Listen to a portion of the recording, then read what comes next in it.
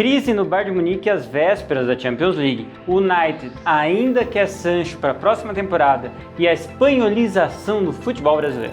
Olá, seja bem-vindo ao Futebol Brasil, eu sou Lucas Figueiredo e esse é o Giro de Segunda.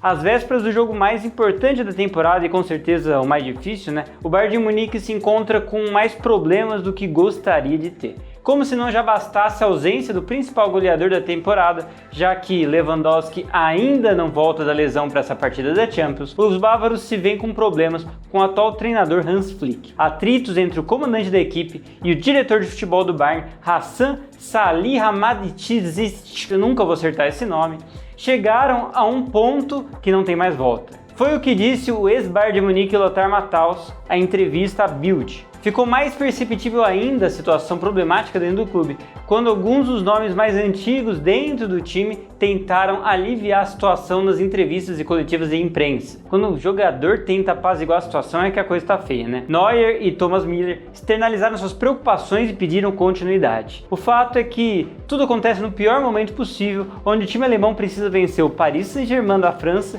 por 2 gols de diferença, mas não conseguiu bater o Union Berlin em casa no Campeonato Nacional. O problema do Bayern de Munique se agravou de tal maneira nos últimos dias que a diretoria já tem um alvo para caso o Flick realmente deixe o comando da equipe. O alvo seria Jürgen Klopp. Além de tudo o que está acontecendo internamente no clube bávaro, o Flick também estaria interessado em assumir o comando da seleção alemã, já que o treinador da seleção, Joachim Löw, não deve permanecer no cargo por muito tempo.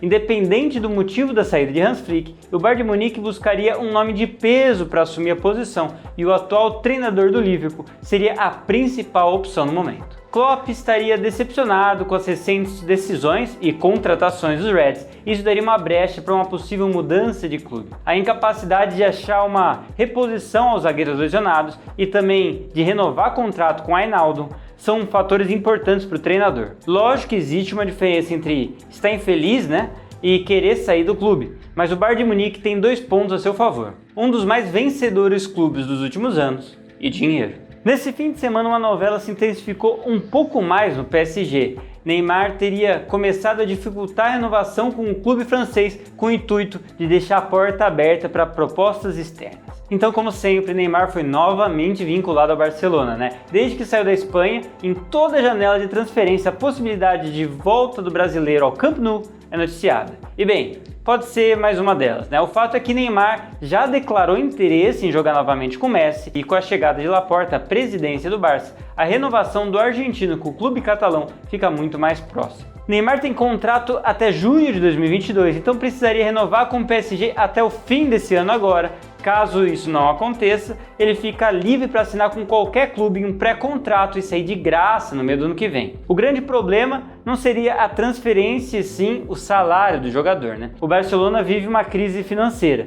Depois de problemas administrativos e muitos maus negócios, essa seria uma grande exigência do 10 do PSG, manter os valores salariais. E não vai ser fácil, principalmente com o Barcelona como está. A derrota no El Clássico no fim de semana afundou ainda mais o time catalão e com a 3ª colocação no Campeonato Nacional, a única esperança de título do torcedor se afastou um pouco mais. O United continua interessado em contar com Jadon Sancho na próxima temporada. Depois de uma negociação que não aconteceu na última janela de transferência, Sancho se manteve no Dortmund e o United foi obrigado a adiar os planos de renovação do elenco. Mas isso não tirou o desejo da diretoria dos Red Devils em contar com o atacante inglês. No ano passado, o grande obstáculo para a assinatura da transferência foi o valor exigido pelo clube alemão, muito acima do que os ingleses tinham interesse em pagar, Aliás, muito acima do que eu espero de qualquer clube pagar por Jadon Sancho. E isso vai ser novamente um problema na próxima janela. Só que, com menor destaque nessa temporada, o United espera que o Borussia diminua seu pedido por Sancho,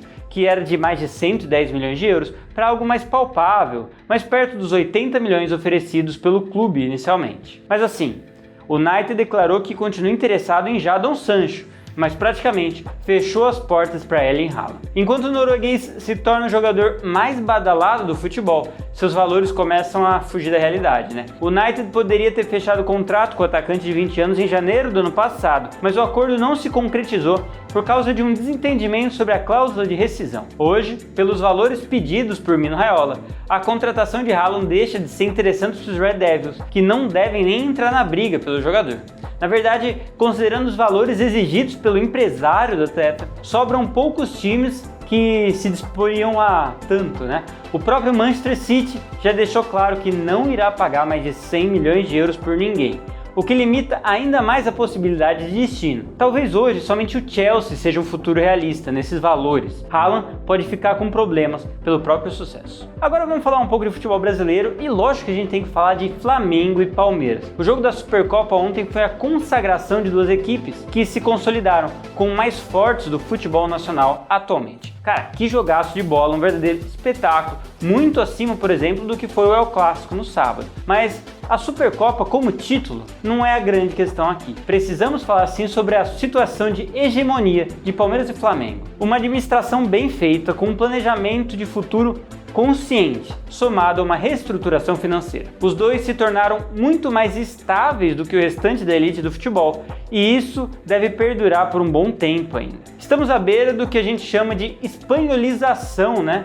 Onde dois clubes crescem financeiramente e com planejamento dominam o cenário nacional por muito tempo. A própria rivalidade entre ambos os times, que praticamente não existia 5 anos atrás, se tornou uma necessidade, principalmente para o clube carioca, que não tem tido dentro do Rio de Janeiro adversários à altura nos últimos anos. Dá para mudar isso. Você que torce para o Corinthians, Fluminense, São Paulo, Grêmio, Atlético Mineiro, dá para quebrar essa hegemonia. Só precisa de uma melhora de administração, evitando os bilhões de dívidas que, por consequência, afundam um clube em 2 anos na Série B consecutivos, né? Enquanto isso, a distância do Alviverde Paulista e do Rubro Negro Carioca para o resto do futebol brasileiro aumenta. Quanto mais títulos eles ganham, mais dinheiro entra e mais fortes eles ficam. Então, eu quero saber, coloca aqui embaixo se você acha que realmente o Brasil está vivendo essa espanholização, se o Brasil hoje é realmente um país de 2 clubes hegemônicos, ou se você acha que é só momento e que 2021 agora a história vai ser outra. Escreve aí embaixo na caixa de comentário pra gente a sua opinião e não esquece, lógico, deixar aquele like e também de se inscrever, para não perder nenhuma novidade aqui do canal. Muito obrigado pela atenção e até a próxima.